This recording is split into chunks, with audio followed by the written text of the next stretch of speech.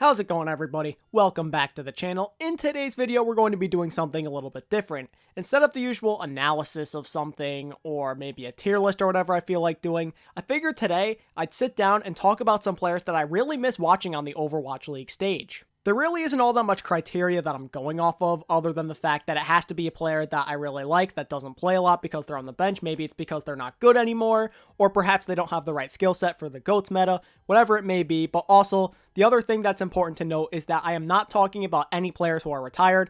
This is going to be all about people who are still in the league. So unfortunately, that means that people such as Defran, Effect, and Siegel do not qualify to be in this video. Yes, we miss them a lot, but they're not in the league anymore. And that's basically everything you need to know coming into this video. But before I get into the 10 people that I miss watching a lot, I wanted to give a quick honorable mention to both Fissure and Fleta. After Stage 1, Fleta got like no playtime at all during Stage 2, and Fissure only played in like a game or two, I'm pretty sure. And then in Stage 3, they are playing a little bit more, which is the reason they're not on this list and they're just honorable mentions. But overall, they're still not the starters, it looks like. It's cool to see them play a little bit, but we'd obviously like to see them play a lot more because they are legendary. I mean, seriously, who doesn't miss watching these two pop off? Watching Fleta play either on Hitscan or Projectile and just owning everybody is always very exciting. And then what about Fissure? His Winston and Reinhardt are always next level, and it's always a pleasure to watch as well. Okay, I'm going to cut myself off right there because I could literally talk about these two all day. Instead, let's move on to the main event and talk about 10 players that I miss watching on the Overwatch League stage. The first player I wanted to bring up is none other than the big boss himself, Pine. He is literally the only player on the NYXL to not get a single map worth of playtime, and thinking about that makes me really sad. How could it not? Pine is one of the flashiest players in the entire Overwatch League. All you have to do is think about all those memorable highlight reel plays he made on Widowmaker and McCree, and you'll understand where I'm coming from. Whenever I see Pine or think about him, the only things that come to mind for me are the crazy killing sprees he used to go on with McCree on Ilios, and the absolutely nutty headshots he used to land on Widow, especially that one against the Spitfire on Junkertown that one time. It really is a shame that he has no use for his team in the current meta.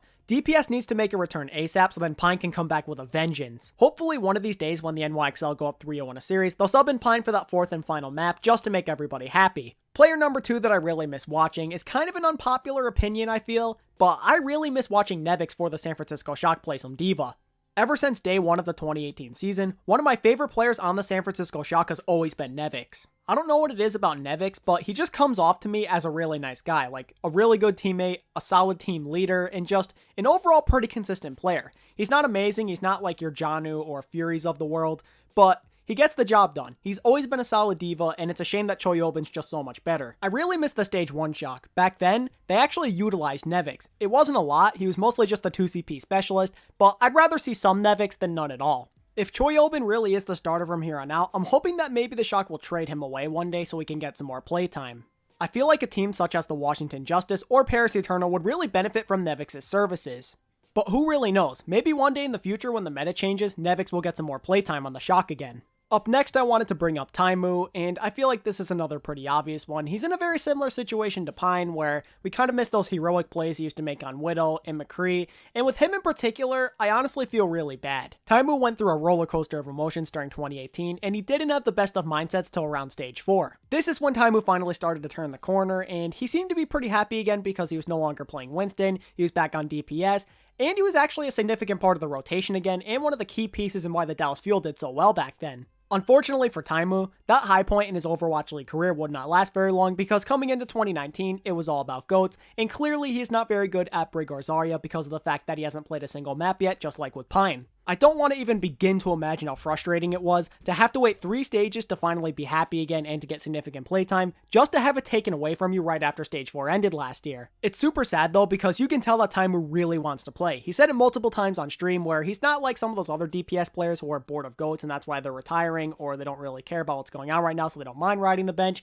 He wants to be in. He doesn't mind playing Brig or Zarya if that means he gets to be on the big stage again. He just wants to be there. He misses it a lot. I honestly feel really bad for the guy. He'll do whatever it takes to play again, but even that seems to not be enough. Hopefully if DPS makes a return, Taimu can once again pop off and be a key part of his team. Player number 4 to make my list is Architect. I know we saw him a little bit during Stage 1 on Brig duty, but I miss those heroic plays he used to make last year on Genji and Widowmaker and Pharah. Like, he honestly gave the Shock fans a reason to be excited back then alongside Sinatra and Super. It really seemed like they had a bright future. If DPS ever makes a return, then look out, world. I guarantee everybody that Architect will pop off. He was even doing well last year when the Shock weren't very good. Imagine him having a really good day on a team of this caliber. The rest of the teams in this league should feel very scared just thinking about that. Coming in at my number 5 spot is everybody's favorite main tank player from Finland, Fraggy. I think I can speak for most people when I say that we all really miss his aggressive Reinhardt play. He's like the European version of Bumper in a way, where he doesn't hold his shield up a lot, he's always swinging his hammer, he's going for those crazy plays, and he frags out, hence why his name is Fraggy.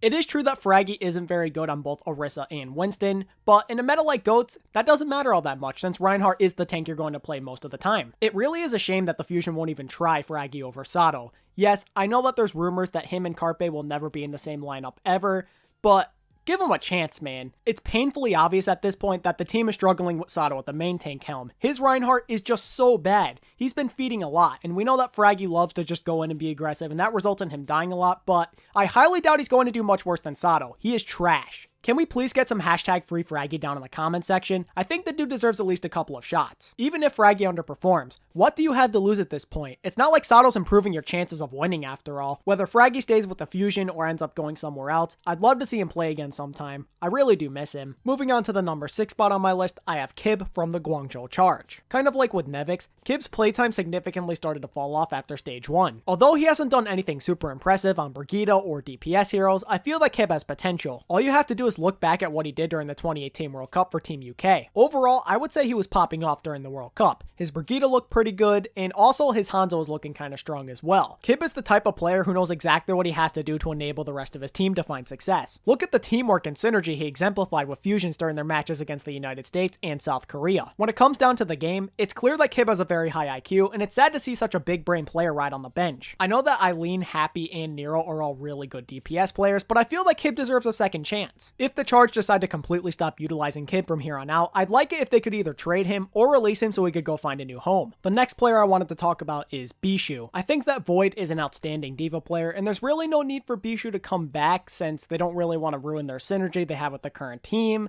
but I miss the guy a lot. It's a shame that he got sick. Bishu was starting to feel better during stage 2, but since he hadn't been practicing or scrimming at all during stage 1 due to this illness he was dealing with, he had to try and shake off the rust and get back into the swing of things, and instead of just hopping immediately back onto the Overwatch League stage, him and his team thought it would be in his best interest to go play for the LA Gladiators Legion and Contenders for a little bit. It's wonderful that Bishu is healthy and is Overwatch League ready once again, but unfortunately, the likelihood of him getting significant minutes on stage is very small because of the fact that Void's been amazing, and as I mentioned before, you don't want to really mess with what you have in the GOATS meta. You found something that works in terms of your synergy, and putting Bishu in could ruin that. That really is depressing to think about though, because Bishu's actually a pretty good player. I wouldn't say he has an amazing Zarya or Roadhog or anything, but his Diva's always been very consistent. I am praying that one of these days the Gladiators go up 3-0 in a series and then put Bishu in for that final map. Next up, we have yet another flex tank player. This time we're talking about Geguri. I know this girl isn't one of the best flex tank players in the league by any means,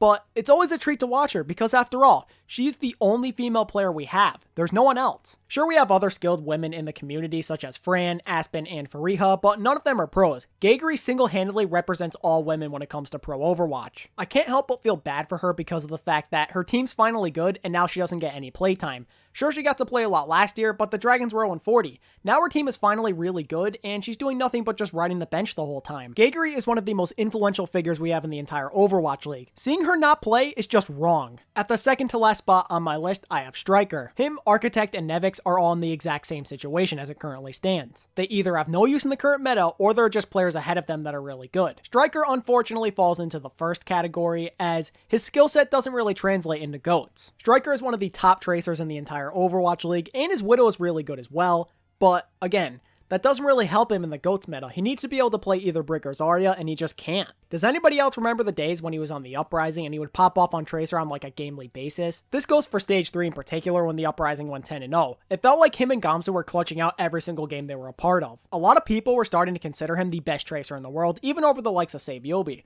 While I never thought that highly of him, I definitely thought he was the second best. I'm sure his Tracer is really strong, but based off of the rumors I've heard, he's been absolutely popping off on Widow during his streams. If we ever see a meta where Tracer or Widowmaker becomes very relevant, then Striker's going to dominate. And last, but certainly not least, we have everybody's favorite Overwatch League personality and player from Thailand, Mickey. While it is true that his diva and overall flex tank hero pool is trash, how could you not miss this guy? Sure, he might not entertain you with his gameplay, but one thing he will entertain you with is his onstage antics. But Mickey isn't just really funny though. He's also one of the most positive people in the entire league, and it's not even close. I swear that this guy's just covered in some sort of veil of positivity that's so overwhelming that even his teammates can't help but have a smile on their faces, even when they're losing. Mickey never fails to lighten up the mood, and I think that's a great quality to have in a teammate. I wish that every single team in the Overwatch League had somebody like Mickey on their squad. He might not be the most skilled person on the planet, but one thing that he definitely possesses that many people do not is the ability to always stay positive and to just be a wonderful person. He always keeps a smile on his face, and that's one of my favorite things about him. Win or loss, it doesn't matter how bad his team is or how good they are, that guy will always have a very wide grin on his face, and I love that about him. Even though you're not very good, Mickey, never change, dude. Never change. If Mickey can play in garbage time just once, that would be enough for me. One day it has to happen. We need Mickey on stage just one more time before he decides to call it quits one day. Welp, that pretty much wraps everything up here, ladies and gentlemen. What other players do we miss watching in the Overwatch League right now? Make sure to let me know down in the comment section. And if you did enjoy today's content, then be sure to like and subscribe. As always, thank you all so much for watching today's video, and until next time, this is ATP, signing out. Peace.